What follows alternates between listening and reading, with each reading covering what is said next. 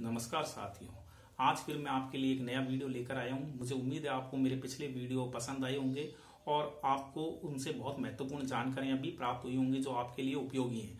आज मैं आपके लिए एक प्रेरक प्रसंग लेकर आया हूं जो स्वामी विवेकानंद जी से संबंधित है। तो इस वीडियो में मुझे उम्मीद है कि आपको ये वीडियो देखने के बाद में आप अपने जीवन में कुछ बदलाव लेकर आएंगे और आप लोगों की जो सकारात्मकता जो होती है जीवन में उससे संबंधित कुछ ना कुछ आपके बदलाव आएंगे। तो साथियों, एक बार फिर मैं आप लोगों से निवेदन करना चाहूंगा कि अगर आपको मेरे वीडियो लाइक और पसंद आ रहे हैं तो उसे प्लीज लाइक, शेयर और सब्सक्राइब करना ना भूलें। और जो नए व्यूअर जुड़े हैं वो बेल आइकन को जरूर दबा दें ताकि उनको मेरे लेटेस्ट वीडियो मिलते रहे। और वीडियो को अंत तक जरूर देखिएगा। अंत तक देखेंगे तो आपको इस कहानी का जो मैं प्रेरक प्रसंग बता रहा हूं उसका मूल भाव समझ में आएगा और आप अपने जीवन में उसे इंप्लीमेंट करके अपने जीवन को और अच्छा दूसरों के लिए कर पाएंगे। तो आइए साथियों, आज हम चर्चा करते हैं स्वामी विवेकानंद जी से संबंधित एक प्रेरक प्रसंग। स्वामी विवेकानंद जी आप लोग सभी जानते हैं कि एक महान पुरुष थे और उनके जीवन की हर चीज हमारे लिए बहुत ही ज्ञानवर्धक और हमारे लिए महत्वपूर्ण है। तो उन्हीं से संबंधित ये वीडियो है। तो स्वामी विवेकानंद जी एक दिन एक उद्यान में यानी कि वानिकी में या पार्क के अंदर ध्यान योग में बैठे हुए थे और उनके चेले भी यानी शिष्य वो नीचे बैठे हुए थे। गुरु स्वामी विवेकानंद जी अपने ध्यान योग में बैठे थे और चेले भी उनके साथ में ध्यान योग कर रहे थे। उसी पार्क में बहुत अच्छे मीठे रसीले फलों के वाले कई पादप भी थे, वृक्ष थे और खूब सुंदर पुष्प भी वहां लगे हुए थे। तो वहां बहुत सारे बच्चे भी खेल रहे थे और वो बच्चे पत्थर मार मार के फल और वो प्राप्त कर रहे थे। मीठे फल, रसीले फल उनको मिल रहे थे। वो पत्थर मारते और पेड़ से आम के पेड़ में से आम तोड़ करके खा रहे थे। बहुत ही आनंद ले रहे थे, बच्चे खेल रहे थे। एक पत्थर यकायकी किसी का निशाना चूक गया और वो स्वामी विवेकानंद जी के सिर में लग गया। स्वामी विवेकानंद जी के सिर पर लगने पर उनके खून भी बहने लगा और उसे इतने में ही स्वामी विवेकानंद जी का ध्यान टूट गया और वो एकदम से अपने ध्यान योग से बाहर आए। तो उन्होंने देखा कि उनके सिर पर चोट लगी हुई है और उसमें से खून बह रहा है। उसे वो देख करके जोर जोर से रोने लगे। तो उनके जो शिष्य थे वो बहुत ही क्रोधित हो गए और गुस्से करने लगे कि अरे ये किसने इनको पत्थर मार दिया और स्वामी जी के तो खून बह रहा है। तो वो उन बच्चों को पकड़ने के लिए उठकर भागने लगे।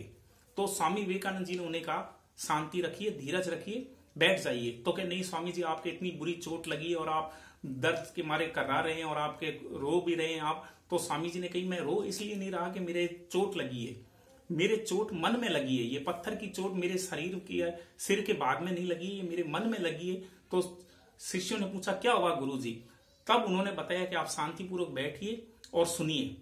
ये पत्थर, मुझे रोना इस बात का आ रहा है कि जब ये पत्थर पेड़ों पर मार रहे थे बच्चे, तो उनको पेड़ पत्थर के बदले मीठे रसीले फल दे रहे थे और जब मेरे ये पत्थर लगा तो मैं इनको कुछ भी नहीं दे पा रहा हूं।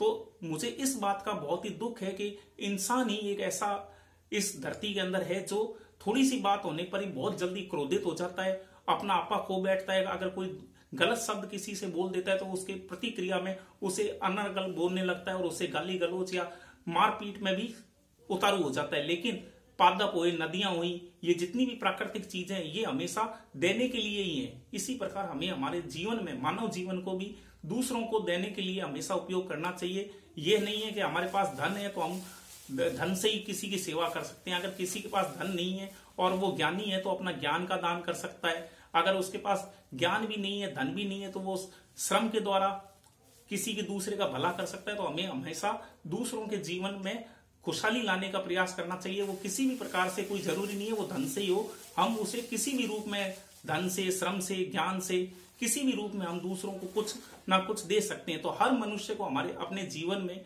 कुछ ऐसा करना चाहिए जो दूसरों के लिए उपयोगी हो और जो दूसरों को फायदेमंद हो। तो इस प्रकार स्वामी विवेकानंद जी के इस प्रेरक प्रसंग से हमें ये शिक्षा मिलती है कि हमें मनुष्य जीवन में सदा दूसरों का परोपकारी करना चाहिए। हमसे जितना हो सकता है हमें उतना करना चाहिए। मुझे उम्मीद है साथियों आप लोगों को ये वीडियो पसंद आया होगा और इसका मूल भाव जो दूसरों के लिए परोपकार है उसे करने में आपको एक सकारात्मक सोच मिलेगी और आप अपने जीवन में जो ये मनुष्य जीवन मिला है इसका उपयोग करके दूसरों की सेवा करके आप उससे संतोष प्राप्त कर सकते हैं, जो जीवन में बहुत ही महत्वपूर्ण है। संतोष और दुआएं प्राप्त करना, तो इस प्रकार हम हमारे जीवन में बदलाव ला सकते हैं। तो धन्यवाद साथियों, मुझे उम्मीद है आप लोगों को ये वीडियो बहुत पसंद आया होगा। अगर पसंद आया तो प्लीज इसे एक बार फिर कहना चाहूंगा, लाइक, सब्सक्राइब और शेयर करना ना भूलें। धन्यवाद।